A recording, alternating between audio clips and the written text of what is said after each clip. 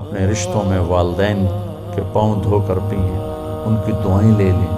ماں باپ کی دعا وہاں پہنچا دیتی ہے جہاں بیت اللہ کی ساری زندگی کی بندگی بھی نہیں پہنچاتی۔ موسیٰ علیہ السلام نے پوچھا، یا اللہ میرا جنت کا ساتھی کون ہے؟ تو اللہ نے فرمایا وہ قصائی بازار میں بیٹھتا ہے، وہ تیرا جنت کا ساتھی۔ موسیٰ علیہ السلام حیران ہوئے کہ میرا ساتھی قصائی، نہ کوئی مجاہد نہ کوئی عالم۔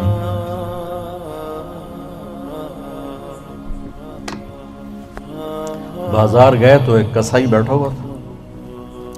جب اس کے سودا ختم ہو گیا تو گوشت کا ٹکڑا تھیلے میں ڈال کے چل پڑا۔ موسیٰ علیہ السلام اجازت لے کر اس کے ساتھ ہی چل پڑا۔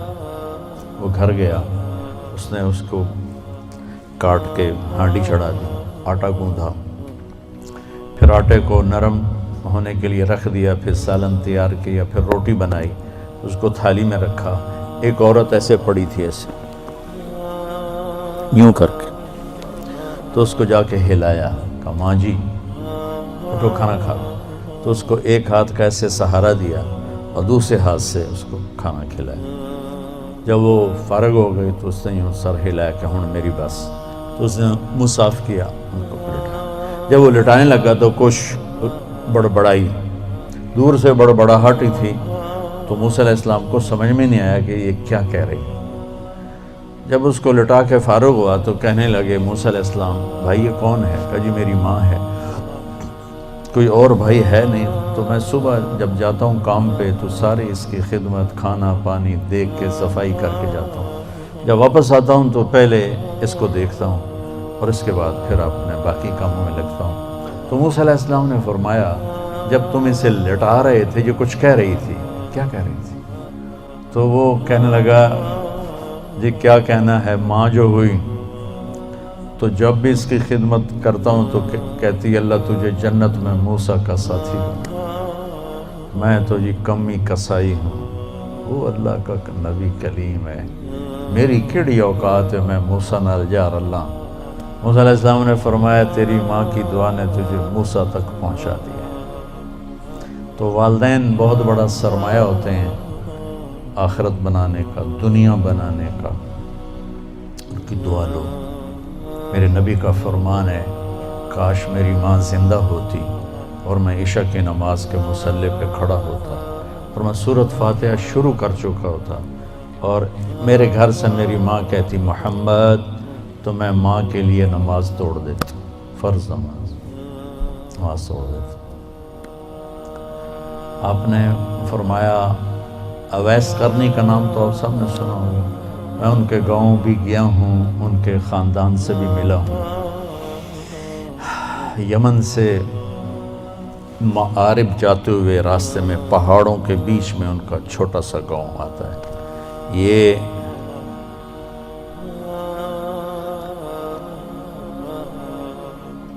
قبیلہ قرن سب کاسٹ تھی اور مراد ان کی کاسٹ اصل تھی، مراد بڑا قبیلہ، قرن چھوٹا قبیلہ۔ تو قیس بن عامر، تو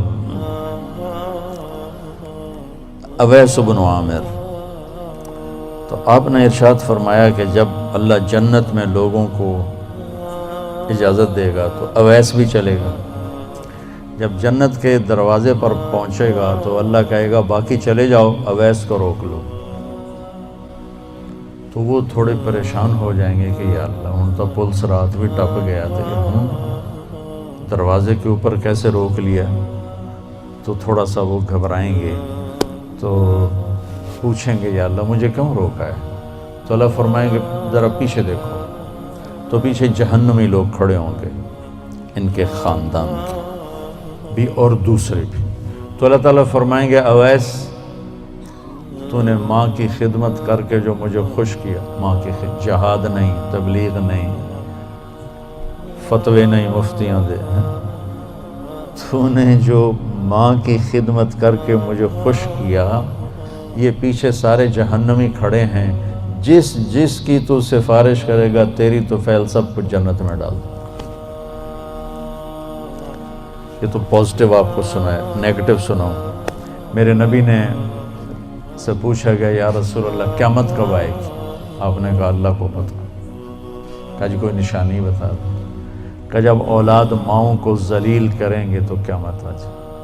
اور پھر کہا خاص طور پر جب بیٹیاں ماؤں کو ذلیل کریں گی. خاص طور پر مینشن کیا جب بیٹیاں ماؤں کو ذلیل کریں گی تو قیامت آ جائے.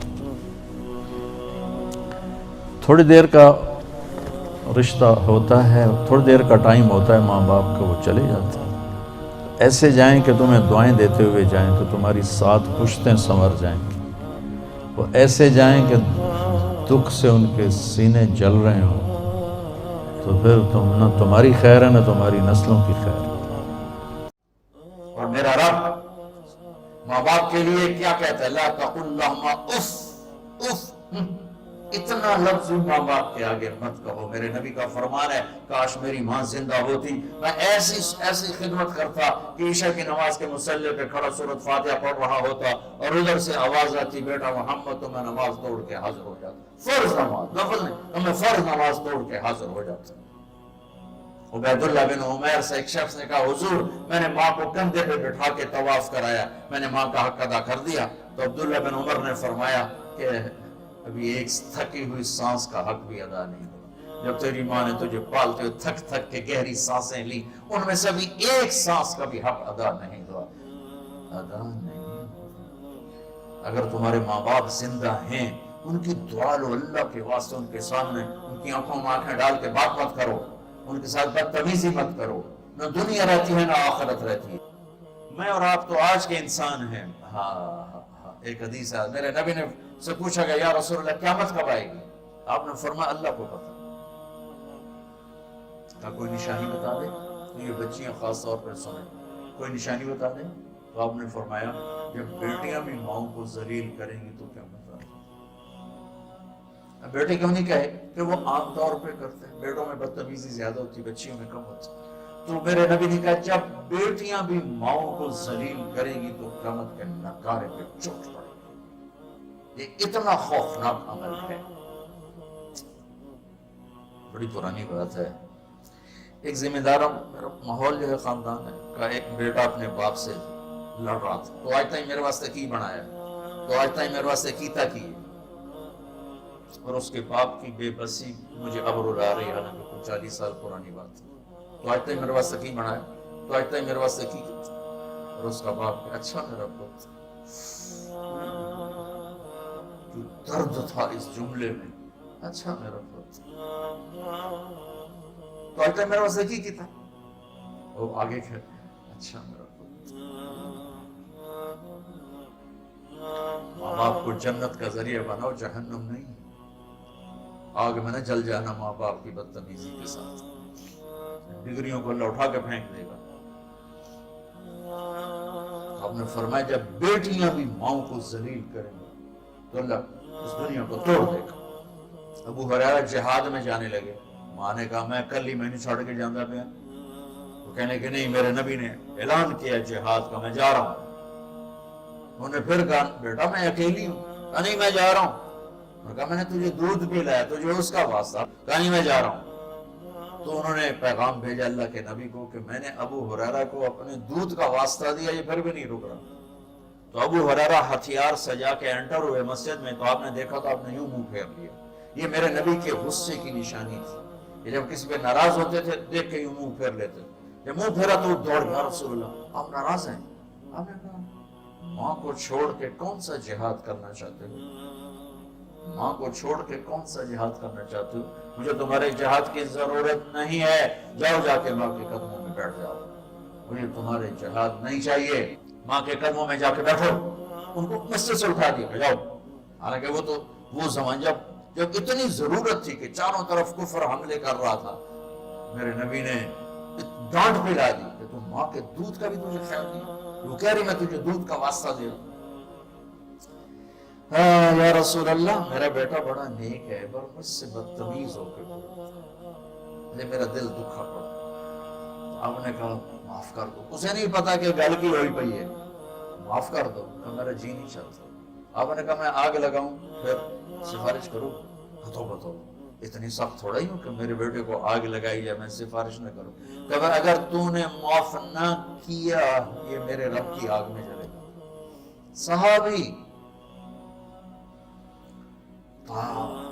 نہیں میں معاف کرتی ہوں۔ تو آپ نے فرمایا بیٹے کہو لا الہ الا اللہ، تو ان کا لا الہ الا اللہ اور ان کی جان نکل گئی۔ آپ نے ان کا جنازہ پڑھایا، قبر میں اتارا، قبر پہ دفن کے بعد کا جس نے ماں باپ کو دکھ دیا اس پہ اللہ کی لعنت، فرشتوں کی لعنت، زمین آسمان کی لعنت، نہ نماز قبول ہے، نہ روزہ قبول ہے، نہ صدقہ قبول ہے۔